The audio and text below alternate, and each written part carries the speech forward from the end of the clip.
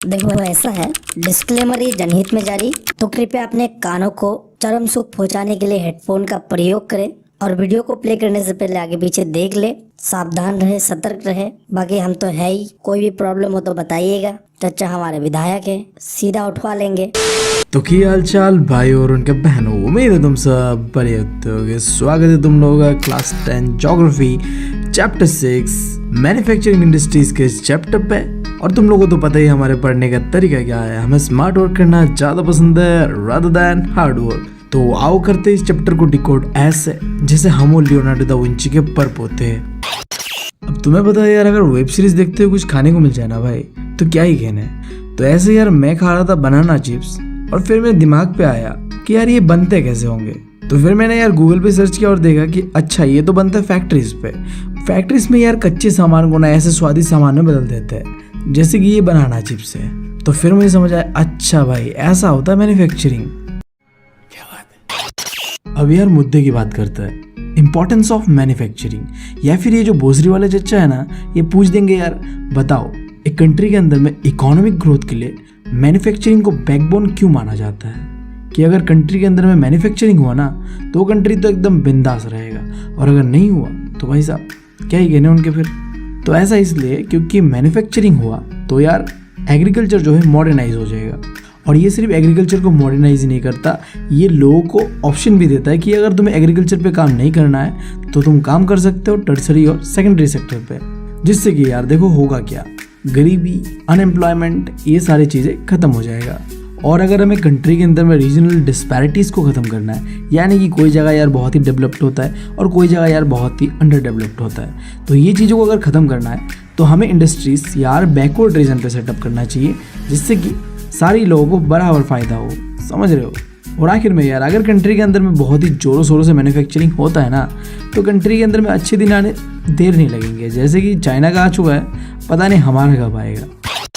तो इसी बीच अगर तुम्हें कहीं से भी लग रहा है कि अगर एक कंट्री को डेवलप होने के लिए इंडस्ट्रीज़ का इतना ही इंपॉर्टेंट रोल है, तो क्यों ना हम एग्रीकल्चर को इग्नोर कर देते हैं। देखो भाई ऐसा नहीं होता, एक के बिना तो दूसरा चल ही नहीं पाएगा, यानी कि एक दूसरे के ऊपर इंटरडिपेंडेंट है। जैसे कि यार अगर एग्रीकल्चर देता है रॉ मटेरियल इंडस्ट्रीज़ को, तो इसके बदले में इंडस्ट्रीज़ भी काफ़ी सारी चीज़ें देता है, जैसे कि मशीन, फर्टिलाइज़र, इरिगेशन पाइप और ऐसे कई सारी चीज़ें, जिससे कि एग्रीकल्चर के अंदर में प्रोडक्टिविटी बढ़ाया जा सके। तो इसीलिए तुम कह सकते हो कि इन दोनों को एक दूसरे के साथ मिल के ही चलना पड़ेगा।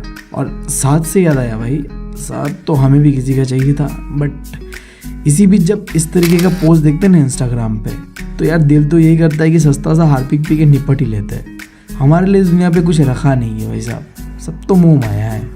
इसके बाद यार देखते हैं कि इंडस्ट्रीज़ ने हमारे कंट्री के डेवलपमेंट के लिए क्या किया, यानी कि उनका कंट्रीब्यूशन कितना है। तो देखो पिछले 20 सालों से, यानी कि 2 डिकेड से, इंडस्ट्रीज़ ने हमारे जीडीपी में 17% का कंट्रीब्यूशन किया है, जो कि बहुत ही कम है अगर तुम देखो इसे ईस्ट एशियन इकोनॉमीज से, जैसे कि जापान, चाइना और साउथ कोरिया, जहाँ यार 25 से लेकर 35% का कंट्रीब्यूशन रहता है। इसके अलावा अगर हम ग्रोथ रेट का बात करें ना ये इंडस्ट्रीज़ का, तो ये है 7% पर एनम, यानी कि हर साल यार, जबकि ये होना कितना चाहिए था 12%। तो इससे तुम्हें पता चल गया हो कि इंडस्ट्रीज़ का परफॉर्मेंस इतना खास नहीं है इंडिया के अंदर में। बट हमने 2003 के बाद से देखा कि इंडस्ट्रीज़ के अंदर में थोड़ा बहुत इंप्रूवमेंट हुआ है। अब क्या है कि 9 से लेकर 10% का ग्रोथ रेट हम हर साल देखते हैं, और इसका जो पूरा क्रेडिट जाता है एनएमसीसी को, यानी कि नेशनल मैन्युफैक्चरिंग कॉम्पिटिटिव काउंसिल। इसने यार काफ़ी सारे काम किए, जिसकी वजह से इंडिया के अंदर में मैन्युफैक्चरिंग को जोरों शोरों से प्रमोट किया गया। और हम उम्मीद यही करते हैं कि इंडस्ट्रीज़ का परफॉर्मेंस इंडिया के अंदर में और बढ़े, एटलीस्ट हम चाइना को तो बीट कर ही दे। अब यार मान लो कि तुम इंडिया के चुनिंदे लॉन्डो में से हो, जिन्हें ये समझ आ चुका है कि गवर्नमेंट जॉब से ही सब कुछ नहीं होता भाई, हमें तो यार अपने खुद से कुछ करना है। और इसी चक्कर में तुमने सोचा यार मैं तो खोलूँगा इंडस्ट्रीज़। तो अब बताओ तुम कहाँ खोलोगे अपना इंडस्ट्री? एक ऐसे जगह पे जहाँ तुम्हें आसानी से मिल जाए raw material, labour, capital, power supply, market, infrastructure. सही कहा ना मैंने। तुम अपना इंडस्ट्री से एक ऐसे जगह में सेटअप करना चाहोगे जहाँ में ये सारी चीज़ें तुम्हें आसानी से मिल जाए। अब देखो जहाँ मैन्युफैक्चरिंग जोरों शोरों से होता है वहाँ कई सारे इंडस्ट्रीज़ खुलता है, और यही चीज़ को कहते हैं हम इंडस्ट्रियलाइजेशन। तो कहा गया यहाँ में कि इंडस्ट्रियलाइजेशन और अर्बनाइजेशन दोनों एक ही साथ चलता है। अगर कहीं पे इंडस्ट्रियलाइजेशन हुआ तो वहाँ अर्बनाइजेशन आसानी से हो जाएगा। बट देखो कभी कभी उल्टा भी हो जाता है। कोई कोई यार सिटीज़ का लोकेशन इतना खास होता है कि वहाँ इंडस्ट्रीज चले आते हैं। अब ऐसा क्यों करते हैं? देखो यार, कुछ सिटीज़ इतना खास लोकेशन पे होता है जो कि उन्हें मार्केट और सर्विस आसानी से दे पाता है, जैसे कि बैंकिंग, इंश्योरेंस, ट्रांसपोर्टेशन। तो इतने सारी चीज़ें जब आसानी से कोई एक जगह पे मिल जाता है तो इंडस्ट्रीज़ को भी लगता है कि चलो यही जगह हम अपना इंडस्ट्रीज़ को सेटअप करते हैं। तो दोनों एक साथ चलता है, अर्बनाइजेशन और इंडस्ट्रियलाइजेशन। कभी कभी इंडस्ट्रियलाइजेशन की वजह से अर्बनाइजेशन होता है और कभी कभी अर्बनाइजेशन की वजह से इंडस्ट्रियलाइजेशन होता है। समझ गए? और इसी से कॉन्सेप्ट है अर्बन एग्लोमरेशन, यानी कि जब कई सारे इंडस्ट्रीज़ एक साथ मिलके आके एक अर्बन सेंटर पे अपना इंडस्ट्रीज़ को सेटअप करते हैं। क्यों? क्योंकि वो बहुत ही खास लोकेशन पे है जिससे उन्हें फ़ायदा मिलता है। तो इसी प्रोसेस को कहता है अर्बन एग्लोमरेशन। तो इसके बाद है यार क्लासिफिकेशन ऑफ इंडस्ट्रीज। अब देखो, ज्योग्राफी और क्लासिफिकेशन का भाई जन्मों का नाता है, बट यार इस रिश्ते को निभाने में ना हमारा फट जाता है भाई साहब। क्या ही बताए? चुप कर जा भोसड़ी के, मर जाएगा मेरे हाथ से। खैर यार, जो पहला क्लासिफिकेशन है वो है रॉ मटेरियल के बेसिस पे, जहाँ यार पहला एग्रो बेस्ड इंडस्ट्रीज और दूसरा है मिनरल बेस्ड इंडस्ट्रीज। फिर हम इंडस्ट्रीज को क्लासिफाई कर सकते हैं उनके काम के हिसाब से कि वो करते क्या है बेसिकली। इनमें पहला है की या बेसिक इंडस्ट्रीज। ये यार जो भी प्रोडक्ट बनाते हैं वो यार दूसरे industries as a raw material इस्तेमाल करते हैं। इसके बाद है कंज्यूमर इंडस्ट्री। यहाँ यार जो भी बनाया जाएगा वो सीधा हम कंज्यूम करेंगे। फिर हम इंडस्ट्रीज़ को क्लासीफाई कर सकते हैं कि हमने इंडस्ट्रीज़ पे कितना पैसा लगाया है, यानी कि on the basis of capital investment. ये भी फिर दो तरीके का होता है, small scale industries and large scale industries. Small scale industries हम उन्हें कहते हैं जिनके अंदर 1 करोड़ से कम इन्वेस्टमेंट किया गया हो, और उससे ज़्यादा किया गया तो उन्हें हम कहेंगे लार्ज स्केल इंडस्ट्रीज। और इसी के साथ साथ हम इंडस्ट्रीज़ को क्लासीफाई कर सकते हैं ओनरशिप के बेसिस पे, जहाँ पहला होता है पब्लिक सेक्टर जो कि गवर्नमेंट के द्वारा कंट्रोल किया जाता है। फिर आता है प्राइवेट सेक्टर जिसके अंदर में कोई प्राइवेट इंडिविजुअल कंट्रोल करता है इंडस्ट्रीज़ को। फिर तीसरा जॉइंट सेक्टर, जहाँ क्या होता है प्राइवेट और गवर्नमेंट दोनों मिल के काम करते हैं। इसके बाद है कोऑपरेटिव सेक्टर। यहाँ क्या होता है कई सारे लोग एक साथ मिलकर एक इंडस्ट्री खड़ा करता है, जैसे कि हमने गुजरात और राजस्थान पे देखा है अमूल डेयरी। और आखिरी तरीका जिससे हम इंडस्ट्रीज़ को क्लासीफाई कर सकते हैं कि वो इंडस्ट्रीज़ क्या प्रोड्यूस कर रहा है। अगर वो कोई भारी चीज़ प्रोड्यूस कर रहा है तो हम उसे कहेंगे हैवी इंडस्ट्रीज़, और अगर कोई हल्का चीज़ प्रोड्यूस कर रहा है तब हम उसे कहेंगे लाइट इंडस्ट्रीज़। अब जो मैंने तुम्हें इतना सारे क्लासिफिकेशन बताया इंडस्ट्रीज़ का, हमें इनमें से बस ध्यान देना है classification of industries on the basis of raw material, जिसके अंदर पहला है एग्रो बेस्ड इंडस्ट्रीज़ और दूसरा है मिनरल बेस्ड इंडस्ट्रीज़। तो पहले देखते हैं एग्रो बेस्ड इंडस्ट्रीज़ को। इसके अंदर पहला है टेक्सटाइल इंडस्ट्रीज़। अब देखो ये जो टेक्सटाइल इंडस्ट्री है ना, ये भी दो तरीके का है। पहला है कॉटन टेक्सटाइल, दूसरा है जूट टेक्सटाइल। तो हम यार शुरुआत करते हैं कॉटन टेक्सटाइल से। एक मिनट रुको यार। इससे पहले कि हम शुरुआत करें कॉटन टेक्सटाइल को, तुम लोगों के लिए एक यूपीएससी लेवल वाला सवाल। इंडिया के अंदर में पहला कॉटन टेक्सटाइल मिल कहाँ बना था और कब बना था? देखता हूँ यार कमेंट्स में तुम में से कौन बता पाता है इसका सही जवाब। अब देखो यहाँ से अगर मैं सीधा बढ़ जाऊँ कॉटन टेक्सटाइल इंडस्ट्रीज को समझाने तो तुम्हें समझ नहीं आएगा। तुम यार पहले समझ लो इंडस्ट्रीज के अंदर में कॉटन बनता कैसे है, फिर तुम समझ पाओगे कि इंडस्ट्रीज के अंदर में प्रॉब्लम क्या क्या है। तो सबसे पहला स्टेप होता है कच्चे कॉटन को हम धागे में कन्वर्ट करते हैं एक प्रोसेस से जिसका नाम है गिनिंग। फिर इस धागे को हम स्पिनिंग की मदद से यान में कन्वर्ट करते हैं। फिर एक प्रोसेस है वेविंग, जिसके मदद से हम इस यान को कन्वर्ट करते हैं एक फैब्रिक पे। और फाइनली हम इस फैब्रिक को बनाते हैं गारमेंट यानी कि कपड़ा, जिसके अंदर हम करते हैं इसके अंदर डाइंग एंड फिनिशिंग। ठीक है, अब इतना समझने के बाद अब बढ़ते टॉपिक की ओर। देखो इंडिया में शुरुआती समय पे ना इंडस्ट्री सिर्फ और सिर्फ पाया जाता था महाराष्ट्र और गुजरात पे। अब ऐसा क्यों? क्योंकि यार यहाँ आसानी से मिल जाता था कच्चा कॉटन, सस्ता लेबर और मॉइस्चर क्लाइमेट। अब इस इंडस्ट्री के बारे में मैं तुम्हें क्या बताऊँ। ये वो इंडस्ट्री है जो सिर्फ लोगों को रोजगार ही नहीं देता, आसपास के जो इंडस्ट्रीज है ना उन्हें भी सपोर्ट करता है, जैसे कि यार केमिकल, डाइंग, पैकेजिंग इंडस्ट्रीज, इन सबको भी ये बहुत ज़्यादा मदद करता है। और यार इंडिया तो यार टॉप क्लास लेवल का प्रोडक्शन करता है कॉटन का। स्पेशली जो यान है ना, इसे तो हम कई कंट्रीज़ में एक्सपोर्ट करते हैं, जैसे कि यार अमेरिका, जापान, यूके और कई सारे कंट्रीज़। इतने सारे चीज़ होने के बावजूद इस इंडस्ट्री के अंदर में एक प्रॉब्लम है। देखो वो जो वेविंग के बाद जो फैब्रिक निकलता है ना कॉटन का, ये इतना अच्छा क्वालिटी का नहीं होता है इंडिया के अंदर में। देखो हम यान तो बहुत अच्छा बना लेते हैं स्पिनिंग के बाद, बट हमारे पास उतना एडवांस टेक्नोलॉजी नहीं है, जिसके वजह से जब हम इस यान को फैब्रिक में कन्वर्ट कर रहे होते हैं तो वो बहुत ही घटिया क्वालिटी का बनता है। इन सब के कारण इस इंडस्ट्रीज़ को जो प्रॉब्लम फेस करना पड़ रहा है वो है यहाँ यार सही तरीके से इलेक्ट्रिसिटी नहीं है, और जो भी मशीनरीज है इस इंडस्ट्रीज़ के अंदर में वो काफ़ी पुराना हो चुका है। हमें ज़रूरत है कि इसे अपग्रेड करें। फिर जो लेबर है उनका प्रोडक्टिविटी भी काफ़ी कम है, और जो सबसे बड़ा चैलेंज इस इंडस्ट्री को फेस करना पड़ रहा है वो है सिंथेटिक फाइबर इंडस्ट्री के द्वारा। देखो सिंथेटिक फाइबर में क्या होता है, आर्टिफिशियली हम कोई चीज़ बनाते हैं, तो कॉटन टेक्सटाइल इंडस्ट्री को सिंथेटिक फाइबर इंडस्ट्री से काफ़ी चैलेंज झेलना पड़ रहा है। और सिमिलर कंडीशन हम देखेंगे जूट इंडस्ट्री के साथ भी। तो बढ़ते हैं हम अभी जूट इंडस्ट्री में।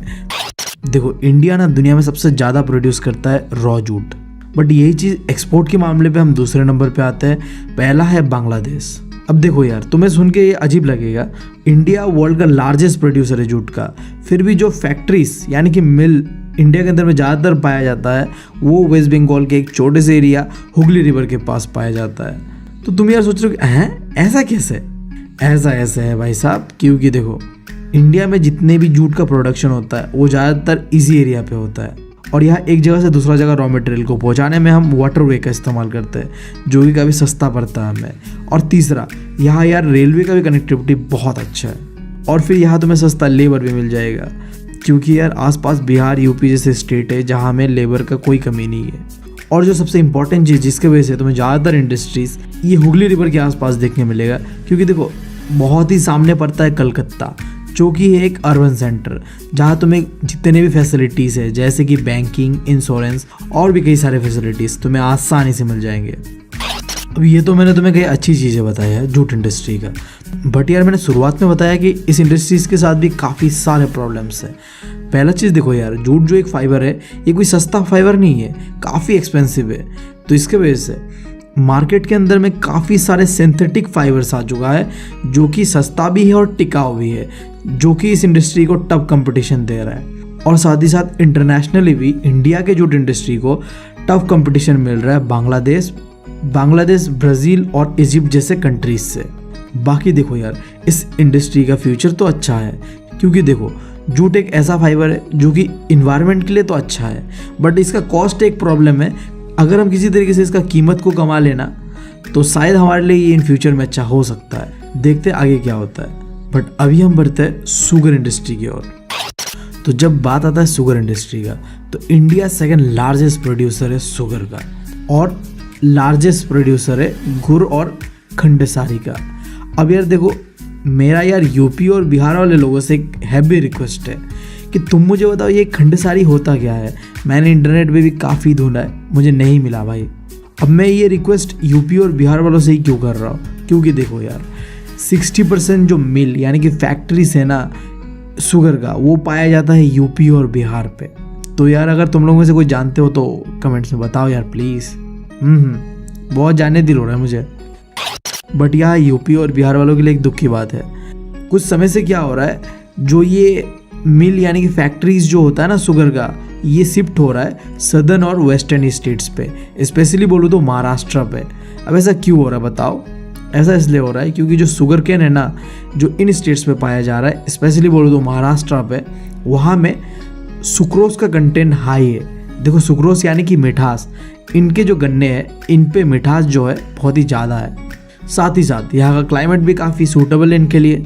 और जो सबसे इम्पॉर्टेंट है कि देखो शुगर इंडस्ट्री ना कोई एक इंडिविजुअल नहीं चला सकता है, कई सारे लोग मिलके एक कोऑपरेटिव सिस्टम से चलाते हैं इसे।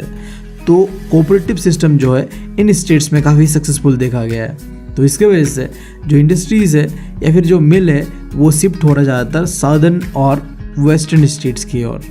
और इसके बाद अगर मैं बात करूँ चैलेंजेस का इस इंडस्ट्री को लेके, तो देखो सबसे बड़ा चैलेंज तो ये है कि ये जो इंडस्ट्री है वो एक सीजनल इंडस्ट्री है, कुछ साल तो काम चलता है और उसके बाद काम नहीं चलता है। और इसी की वजह से ये इंडस्ट्री पे ज़्यादातर जो काम होता है वो कोऑपरेटिव सेक्टर का होता है। कोई इंडिविजुअल कुछ 2-3 महीने 6 महीने के लिए नहीं चला सकता वो इंडस्ट्री, समझ रहे हो। और दूसरा चीज़, जो भी टेक्नोलॉजी इक्विपमेंट हम इस्तेमाल करते हैं इसके प्रोडक्शन पे, वो भी काफ़ी पुराना हो चुका है, ज़रूरत है कि हम अपग्रेडेशन करें इन्हें। और आखिरी चीज़ देखो, ट्रांसपोर्टेशन में डिले होना, ये सारे प्रॉब्लम्स हैं। अब देखो यहाँ हमने कंप्लीट कर लिया है एग्रो बेस्ड इंडस्ट्रीज़ को।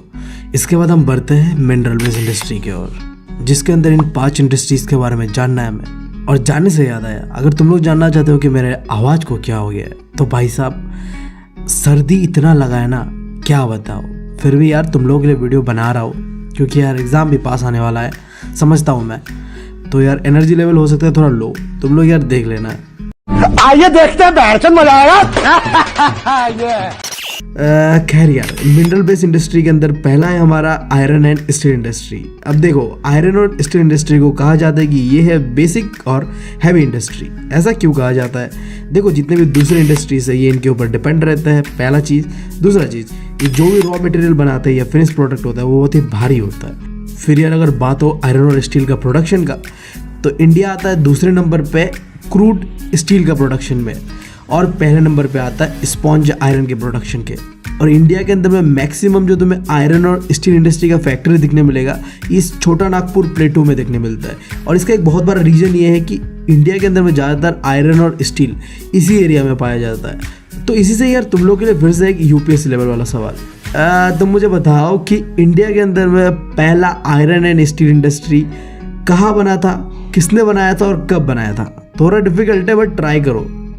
इसके बाद जैसे हर इंडस्ट्री के साथ कोई ना कोई प्रॉब्लम होता है, यहाँ भी प्रॉब्लम है।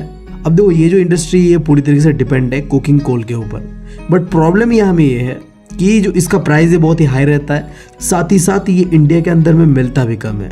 और दूसरा यार देखो लेबर का प्रोडक्टिविटी भी काफ़ी लो है। और एनर्जी सप्लाई का क्या बात करूँ भाई, इरेगुलर होता है, बहुत प्रॉब्लम है। अगर एनर्जी सप्लाई होता सही तो कोल का ज़रूरत ही नहीं पड़ता ना, समझ रहे हो बात। एनर्जी सप्लाई भी बहुत ही गंदा है। और इंफ्रास्ट्रक्चर का बात इंडिया में तो क्या ही करूँ, पता है तुम्हें आम लोगों के लिए सड़कें ठीक ठाक नहीं है, तो इंडस्ट्रीज़ का तो क्या ही बात करें। तो इसके बाद है एल्युमिनियम स्मेल्टिंग इंडस्ट्री। तो क्या तुम्हें पता है इस इंडस्ट्री को एल्युमिनियम मेल्टिंग इंडस्ट्री क्यों कहा जाता है? क्योंकि देखो एक रॉ मटेरियल है बॉक्साइट, जिसे हम खोद के निकालते हैं ज़मीन से, फिर हम इसे इंडस्ट्रीज पे करते हैं रिफाइन और बनाते हैं एक पाउडर जिसका नाम है एल्यूमिना। फिर हम इस पाउडर को मेल्ट करते हैं और बनाते हैं एल्युमिनियम। तो यार इसीलिए हमने इस इंडस्ट्री का नाम भी रखा एल्युमिनियम स्मेल्टिंग इंडस्ट्री। अब ये इंडस्ट्री इंडिया का सेकेंड मोस्ट मेट्रोलॉजिकल इंडस्ट्री है after iron and steel industry. अब ये मेट्रोलॉजिकल इंडस्ट्री क्या है बोले तो ऐसे इंडस्ट्री जो मेटल का प्रोडक्शन करते हैं, समझ रहे हो। तो पहले हमने आयरन देखा, फिर हमने देखा अभी एल्युमिनियम, ठीक है। तो अगर अब तुम सोच रहे हो कि अगर ये इंडस्ट्री इतना ही इंपॉर्टेंट है तो इसका यूजेस कहाँ का है, तो देखो इसे मैन्युफैक्चर करने में यूज़ किया जाता है एयरक्राफ्ट का, यूटेंसिल्स और वायर्स का। और कुछ समय से देखा गया है कि इंडस्ट्रीज़ के अंदर में स्टील, कॉपर, जिंक, लीड ऐसे जो मेटल्स है इन सब को रिप्लेस कर दिया है एल्युमिनियम ने। मतलब ये उसके जगह में बेटर काम कर पा रहे हैं, समझ रहे हो। इसलिए इंडस्ट्रीज इन्हें ज़्यादा प्रेफर कर रहे हैं। तो ऐसा क्यों कर रहे हैं, सवाल उठता है, कुछ तो खास बात होगा ना इसमें। तो देखो पहला चीज़ तो ये बहुत ही हल्का होता है, ठीक। दूसरा चीज़, दूसरे मेटल के मुकाबले यहाँ जंग लगने का खतरा ना के बराबर है। तीसरा, ये बहुत ही गुड कंडक्टर है हीट का, और ये एक मैल्यूएबल मेटल है, यानी कि तुम इसे आसानी से गला सकते हो, पिघला सकते हो। और जो सबसे खास बात, अगर तुम एल्युमिनियम को दूसरे मेटल के साथ मिला दो तो ना ये ज़्यादा स्ट्रांग बन जाता है। तो इसीलिए आजकल इंडस्ट्रीज ज़्यादा प्रेफर करते हैं एल्युमिनियम को। अब देखो इंडिया के अंदर में एल्युमिनियम स्मेल्टिंग इंडस्ट्री कुछ चुनिंदे 8 एरियाज में पाया जाता है, जो कि मैंने यहाँ दे दिया है। मैं डिटेल में नहीं बता रहा, ये मैप बेस्ड क्वेश्चन में हम देख लेंगे। इसके बाद है यार केमिकल इंडस्ट्री। ये देखो बहुत ही खास तरह का इंडस्ट्री है जो कि अपना जितना भी प्रोडक्शन होते हैं खुद से यूज़ कर लेते हैं, पूरा आत्मनिर्भर भाई साहब। ये जो इंडस्ट्री है ना ये 2 सेक्टर्स पे बटा हुआ है, ऑर्गेनिक और इनऑर्गेनिक सेक्टर। जो ऑर्गेनिक सेक्टर होता है ना वो इस्तेमाल करता है ऑर्गेनिक केमिकल्स का, जैसे कि पेट्रोकेमिकल, जिसका इस्तेमाल करके तुम बना सकते हो synthetic fibre, synthetic rubber, plastic, ETC। और जो दूसरा सेक्टर है वो है इनऑर्गेनिक सेक्टर। यहाँ यार इनऑर्गेनिक केमिकल्स का इस्तेमाल किया जाता है, जैसे कि sulphuric acid, nitric acid, alkaline, soda ash. इन सारी चीज़ों से तुम बना सकते हो ग्लास, साबुन, पेंट और कई सारी चीज़ें भाई।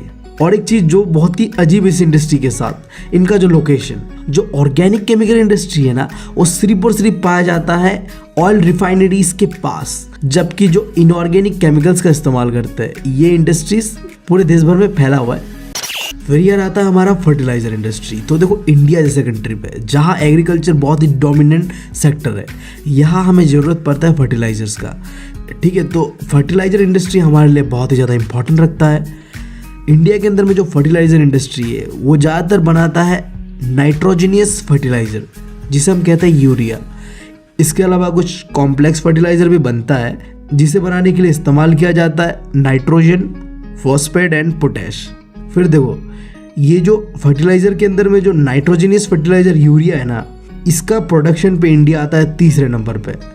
बट देखो ये जो कॉम्प्लेक्स फर्टिलाइजर है, इसके अंदर में एक चीज़ पाया जाता है पोटैश, ये इंडिया में कहीं भी नहीं पाया जाता है। तो इस चीज़ को हम पूरी तरीके से बाहर से मंगाते हैं। और आखिरी चीज़, इंडिया के अंदर में आधा से भी ज़्यादा इंडस्ट्रीज तुम्हें मिलेगा गुजरात पे, तमिलनाडु, उत्तर प्रदेश, पंजाब, केरला, ये स्टेट्स पे। फिर यार मिनरल बेस इंडस्ट्री के अंदर में जो आखिरी इंडस्ट्री है सीमेंट इंडस्ट्री, ये यार बहुत ज़्यादा इंपॉर्टेंट रखता है हमारे लिए। जितने भी कंस्ट्रक्शन एक्टिविटी होता है, जैसे कि बिल्डिंग बनाना हो, रास्ता बनाना हो, ब्रिजेस बनाना हो, हमें चाहिए सीमेंट। बिना सीमेंट के सब नहीं हो सकता। तो इंडिया के अंदर में जो पहला सीमेंट प्लांट बना था ना, वो 1904 को बना था। बट आज के समय पे जो ज़्यादातर तुम्हें इंडस्ट्रीज दिखेगा वो दिखेगा गुजरात पे। और आज़ादी के बाद से लेके अब तक इस इंडस्ट्री का परफॉर्मेंस बहुत ही अच्छा देखा गया है। इतना अच्छा कि ये कंट्री के लिए तो प्रोडक्शन करता ही है, साथ साथ ये कई सारे कंट्रीज़ को एक्सपोर्ट भी करता है, जैसे कि यार गल्फ कंट्रीज हो, अफ्रीका, साउथ एशिया और ऐसे ही कई सारे कंट्री जहाँ इंडिया अपना सीमेंट को बेचता है। अब देखो इन सब के अलावा दो इंडस्ट्रीज किताब के अंदर में दिया हुआ है। पहला है ऑटोमोबाइल और दूसरा है information technology and electronic industry. ये दोनों को अलग से हमें पढ़ना पड़ेगा। तो पहले करते हैं ऑटोमोबाइल इंडस्ट्री को। देखो ऑटोमोबाइल इंडस्ट्री यानी कि गाड़ियाँ यार, सिंपली, जिससे कि हमें ट्रांसपोर्टेशन में आसानी होता है, चाहे हमारा हो या कोई सामान पहुँचाना हो। ठीक है, तो इंडिया के अंदर में ये जो ऑटोमोबाइल इंडस्ट्री है, इसका ग्रोथ होना शुरू हुआ लिबरलाइजेशन के बाद। लिबरलाइजेशन के बाद ही क्यों? क्योंकि इससे पहले इंडिया के अंदर में फॉरेन कंपनीज का इन्वेस्टमेंट ना के बराबर था, गवर्नमेंट करने ही नहीं देता था उन्हें। बट लिबरलाइजेशन के बाद कोई भी फॉरेन कंपनी आके आसानी से हमारे कंट्री के अंदर में इन्वेस्टमेंट कर सकता था। तो इन्वेस्टमेंट होता है, कई सारे FDIs आता है, जिसके वजह से नए नए टेक्नोलॉजीज इस इंडस्ट्री के अंदर में आता है, और जिसके वजह से ये इंडस्ट्री जो भी प्रोडक्ट बनाता है वो ग्लोबल स्टैंडर्ड को मीट कर पाता है। और जो इंडिया के अंदर में कहाँ का ये इंडस्ट्रीज पाया जाता है, ये सवाल है। तो ये पाया जाता है इंडिया के दिल्ली पे, गुड़गांव पे, महाराष्ट्र, पुणे, चेन्नई, इंदौर, और भाई लिस्ट बहुत लंबा है। ठीक है, कुछ याद रख लेना, बस बहुत है। अब फिर यार देखो information technology and electronic industry, ये इंडस्ट्री सब कुछ बनाता है, कैलकुलेटर से लेके कंप्यूटर। और ये इंडिया का एक लौता इंडस्ट्री है जो कि सबसे ज़्यादा लोगों को रोजगार देता है। मैक्सिमम लोग कहाँ जाना चाहते हैं भाई? IT सेक्टर पे। ठीक है, सबको पता है। और इसका जो कैपिटल है ना, IT सेक्टर कह लो या इलेक्ट्रॉनिक कैपिटल ऑफ इंडिया, वो है बेंगलोर। और जो ये IT इंडस्ट्री है इंडिया के अंदर में लगातार ग्रो कर रहा है, क्योंकि देखो इंडिया के अंदर में हम देख रहे हैं कि हार्डवेयर और सॉफ्टवेयर का डेवलपमेंट बहुत ही ज़ोरों शोरों से चल रहा है। तो अगर ऐसा होता रहा तो इस सेक्टर का फ्यूचर जो है बहुत ही ब्राइट रहेगा। खैर यार, हमने काफ़ी सारे बात किया इंडस्ट्रीज़ के बारे में। अब हम बात करते हैं कि इंडस्ट्रीज़ की वजह से एनवायरनमेंट को क्या नेगेटिव इम्पैक्ट पड़ रहा है। बहुत सारे तारीफें देखा हमने। इंडस्ट्री देश को बदल देता है, डेवलपमेंट लेके आ जाता है, रोजगार देता है भाई। बट कुछ अगर देता है ना तो उसके बदले में कुछ लेता भी है। क्या लेता है? हमारा एनवायरनमेंट को गंदा कर देता है भाई साहब। ये करता है एयर पोल्यूशन, ये करता है वाटर पोल्यूशन, ये करता है थर्मल पोल्यूशन, और ये करता है नॉइस पोल्यूशन। इन सब को देखते हैं डिटेल में। पहला, एयर पोल्यूशन होता कैसे है? इसका दो कारण है। पहला, कुछ ऐसे गैसेस जैसे कि सल्फर डाइऑक्साइड, कार्बन मोनोऑक्साइड, ये हवा में पाया जाता है। दूसरा, कुछ छोटे छोटे पार्टिकल्स होता है, सॉलिड या लिक्विड, जिससे क्रिएट होता है स्मोक और डस्ट। ये कैसे क्रिएट होता है? फैक्ट्रीज से या फिर फॉसल फ्यूल को जलाने की वजह से। तो ये जो भी टॉक्सिक गैसेस है या फिर जो डस्ट पार्टिकल्स है, ये सारे ही हमारे लिए, प्लांट्स के लिए, हमारे एटमॉस्फेयर के लिए बुरा है भाई, बहुत ही खतरनाक है। दूसरा पोल्यूशन है वाटर पोल्यूशन। ये होता है इनऑर्गेनिक और ऑर्गेनिक वेस्टेज जो होता है ना इंडस्ट्रीज का, जब वो रिवर पे छोड़ देते हैं तब। देखो जो इंडस्ट्रीज वाटर पोल्यूशन करता है वो है chemical industry, textile, dyeing, petroleum refineries. अब ये क्या करते, कई सारे हार्मफुल सब्सटेंसेस को डंप कर देते हैं, जैसे कि यार acid, salt, detergent, plastic, rubber. ये ऐसे चीज़ है जो कि हमारा पानी को टॉक्सिक बना देते हैं। इससे चूतिया बात कुछ हो नहीं सकती। फिर यार है थर्मल पोल्यूशन। अब देखो थर्मल पोल्यूशन को कहते हैं हम थर्मल इनरिचमेंट। देखो यह होता क्या है कि जो वाटर बॉडी है ना, उसका टेम्परेचर अचानक से बढ़ने या घटने लगता है वाटर के क्वालिटी के गंदा होने की वजह से। अब ये गंदा होता कैसे है, देखो जो फैक्ट्रीज लोग होते हैं वो अपना काम करने के लिए जो वाटर का इस्तेमाल करते हैं ना, वो क्या होता है, गर्म होता है। तो उन्हें क्या करना चाहिए, ठंडा करने के बाद उसे रिवर पे छोड़ना चाहिए। बट वो क्या करते, बिना ठंडा किए ही उस पानी को छोड़ दिया रिवर पे। इससे वहाँ का टेम्परेचर बढ़ जाता है और इसी को कहते हैं थर्मल पोल्यूशन। और पोल्यूशन के लिस्ट में जो आखिरी पोल्यूशन है वो है नॉइस पोल्यूशन। ये बेसिकली किया जाता है इंडस्ट्रीज और कंस्ट्रक्शन एक्टिविटीज़ के द्वारा। और जब भी नॉइस पोल्यूशन होता है आसपास तो इसका इम्पैक्ट पड़ता है एनिमल्स पे भी और हम पे भी। अब इससे होता क्या है, फालतू में गुस्सा आने लगता है भाई साहब, इरिटेशन, ब्लड प्रेशर, बीपी सब हाई हो जाता है। और कहीं मिल गए ना सामने, तुम पटक देंगे वही तुम्हें, सीधी बात है। नेवर। मजाक कर रहा था यार, बट यार देखो होता है जब भी कंस्ट्रक्शन हो रहा होता है ना बगल बगल में, पता है रात के नींद भाई साहब वाइब्रेशन मोड में रख देते हैं सबको। चलो अब प्रॉब्लम देख लिया, अब सॉल्यूशन का बात करते हैं। कैसे कम करोगे तुम एनवायरमेंटल पोल्यूशन को? वाटर का इस्तेमाल कम से कम करो।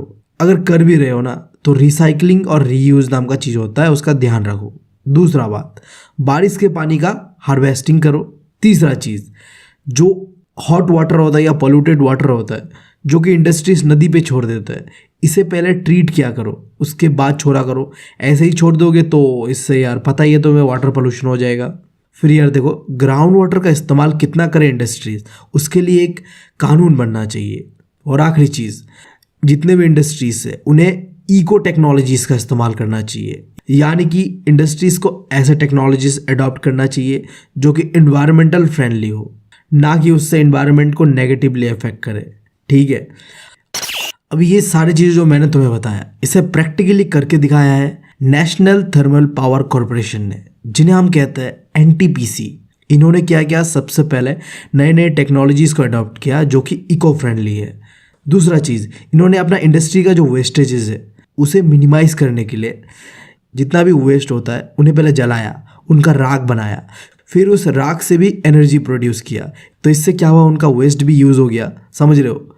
और तीसरा चीज़, ग्रीन बेल्ट को लगाना शुरू कर दिया, यानी कि पेड़ पौधे लगाओ भाई, एफोरेस्टेशन करो, समझ गए। फिर यार देखो इन्होंने क्या किया, जितने भी अपना फैक्ट्रीज यानी कि जो प्लांट्स जगह जगह पे था वहाँ यार मॉनिटरिंग करना शुरू कर दिया कि यहाँ सच में इन्वायरमेंट को प्रोटेक्ट करने के लिए कुछ काम किया जा रहा है कि नहीं किया जा रहा है। और आखिरी चीज़, इन्वायरमेंटल पोल्यूशन को कम से कम करने के लिए अलग अलग वेस्ट मैनेजमेंट टेक्निक का इस्तेमाल करने लगे। अब इन सारी चीज़ों को देखने के बाद हम एक चीज़ तो प्राउडली कह सकते हैं कि इस कंपनी ने ऐसे ऐसे चीज़ें किया जिससे ये अपना प्रॉफिट को भी बढ़ा सकता है, साथ ही साथ इन्वायरमेंट को भी बचा सकता है।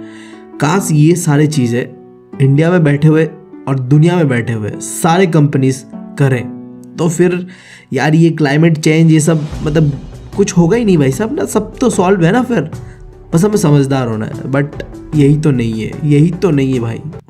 कैसे कैसे लोग रहते हैं यार यहाँ पर। चलो तुमको पागल कुत्ते का गाड़ी उठा के ले जाएगा, बता रहे हैं हम।